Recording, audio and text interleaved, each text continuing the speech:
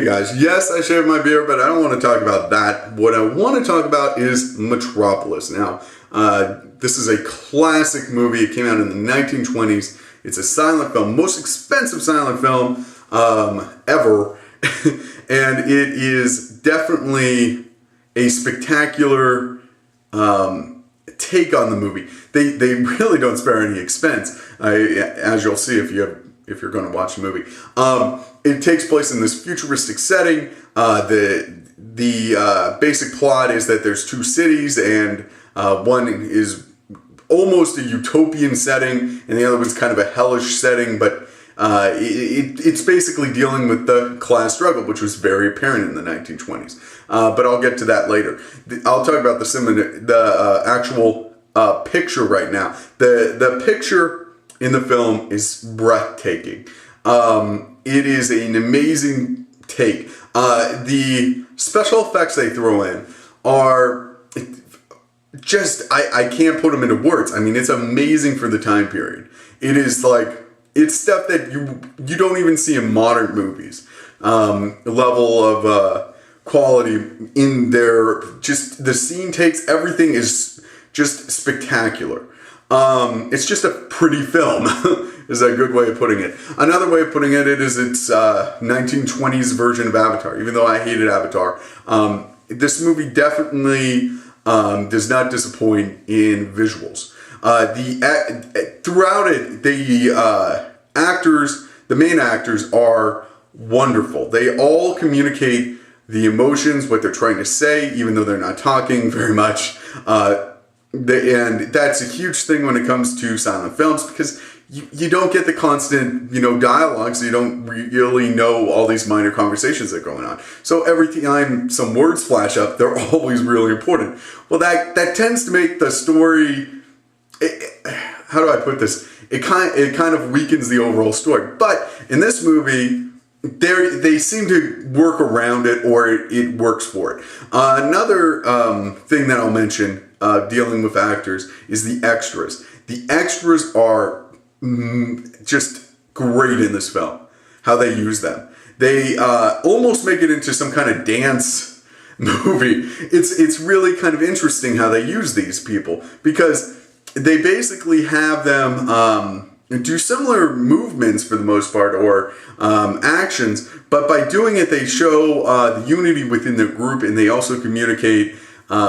It's just entertaining to watch, and I think that they definitely contribute to the overall plot because of this unity within these two different classes that they're showing.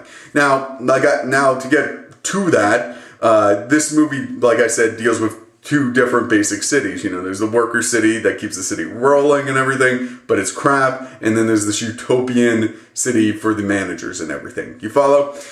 Now, this is a very important thing, especially in Europe at this time, because this concept of Marxism and class struggle was really kind of just everywhere in the 1920s. There was definitely a feeling about it. I mean, remember, the Russian Revolution was, the Soviet Union was just kind of coming together. They were still in the midst of a civil war, but there was definitely a communist state for the first time, and this definitely contributed to the overall film. Not to mention, concepts of political socialism, communism in Europe were a lot more real then. And the divisions between managers and workers were a lot more clear then too. So in a sense, this movie is talking about its time in that way. And it kind of shows the timeless nature, though, by tying in the sub-story of the Tower of Babel. Now, why the Tower of Babel? I mean, that's kind of ridiculous, right? But they actually use it to great effect because they show the timeless nature of this kind of struggle, right? And they basically say, how they explain it is there's a bunch of managers, and they got together and they said, let's build a giant building, and we'll write, man is great, or something similar to that effect. Well, they start building it, but they need to hire a bunch of workers, right? So they get all these workers. Well, the workers have to work, and they get sick of it. They're underpaid, they get beaten, things are bad for them, right? Well, what ends up happening? if you remember the Tower of Babel story, the big thing is language. They end up speaking two different languages. When somebody says Tower of Babel to the people, the managers, they're like, that's a great thing. That, it shows the triumph of man. You talk to a worker about the Tower of Babel, it's not like that. They're like, well, fuck, my friend Jim got smashed by that giant rock the other day. So they end up talking different languages, and then they end up having this kind of class war. So once again, he gets into this kind of class war scenario. Now, this isn't the only plot. Before I go into that, what's interesting is how their answer to this is something that you can argue whether. How do I put this? It seems almost politically naive in a sense, but their argument is for a mediator. The famous last lines of this is, between the head and the hand, there has to be a heart to mediate between them, and that's kind of the message of the overall movie. Now, that's not the only storyline going on. The other storylines going on is they almost have a Frankenstein storyline with this man whose lover, he was in love with her, ended up dying. He ends up creating this machine to take her place, and it kind of goes into this whole thing. It's actually a very interesting take on it, because instead of having this fleshy monster like in Frankenstein, they have this robotic woman. They also tie in aspects of Revelation into this, dealing with this eventual coming class war that I mentioned earlier. They throw in the 7 deadly sins and all this other stuff. And it definitely isn't, it's just an interesting thing to throw into a movie that's a scientific, futuristic setting. It's this futuristic setting, but yet they've got all these things tying it back to, biblical times. And that in itself is just an interesting take on a futuristic movie. It's just a strange thing to do. Not to mention this whole class war thing they're throwing in there. So it's a very interesting movie. Now, I mentioned The Mediator a few moments ago, that they wanted to come between, the manager city and the worker city. And this is that's kind of the heart of the movie. That's what most of the movie focuses on. And of course, I'm not going to give too much away, but it's an interesting answer to this class warfare thing. Especially because if you might remember, I reviewed Pumpkin Scissors not so long ago. And it had a similar answer, only it was more tied to the military in the government.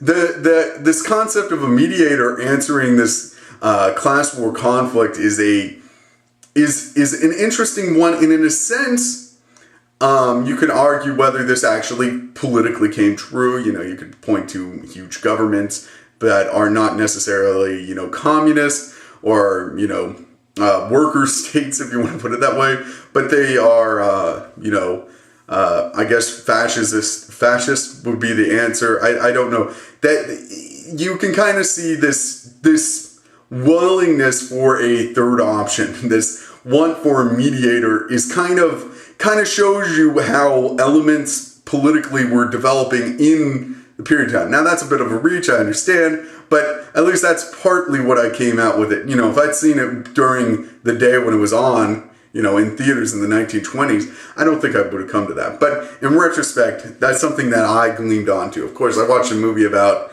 World War II a couple days ago too, but it was a documentary. Anyway, what else to mention about this movie? I should also mention that this movie has been important to a lot of people. I mean, it's been referenced to tons and tons of movies. It's how a lot of people got their start. They wanted to kind of duplicate this.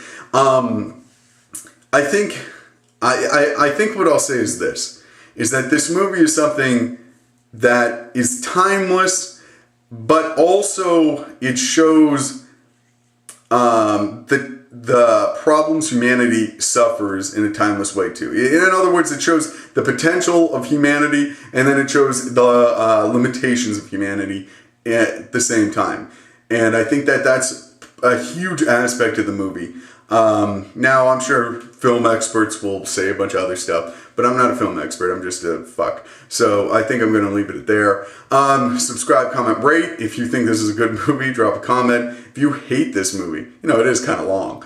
Drop a comment too. I mean, it was so long, even for a silent picture, they cut it. They got it at 90 minutes in the United States. Real quick, one of the interesting things that they did with this movie is that the takes, basically, how should I put this? The movie is different for different regions. In other words, this movie was made in Germany. The Germans had one take. But then they cut it up differently and sent it to America. And they cut it up differently from that version and sent it to Latin America and all over the world. In other words, every region has its own different version of Metropolis. Now, some of the scenes are a little bit different. If you look into it, especially the Mad Doctor, if you want to put him there, it seems more like a Mad Wizard in a couple versions and stuff. The acting's a little bit different too. Scenes that are like in the same scene, you'll have two different versions of the shot. They're not that different, but they're different enough to really make the movie have a different feel and a different energy. I don't know, that sounds kind of crappy, but so it's interesting if you can see any of those other takes, especially dealing with that Mad Doctor role guy. That guy, I think, if you see any extra takes with him in it, he is astounding. The Blu-ray version, before I totally drop it, is out, and it is supposed to be spectacular. I did not buy the Blu-ray version, so I'm not necessarily recommending that, but just so you know. You can get this on Netflix, and I think it's still on YouTube. They might have banned it on YouTube by now. But to be honest, I watched it years ago on YouTube, and the shots were pretty crappy. But on Netflix, it's fairly, it works. That's basically it. Subscribe, comment, rate. Have a great day. Bye.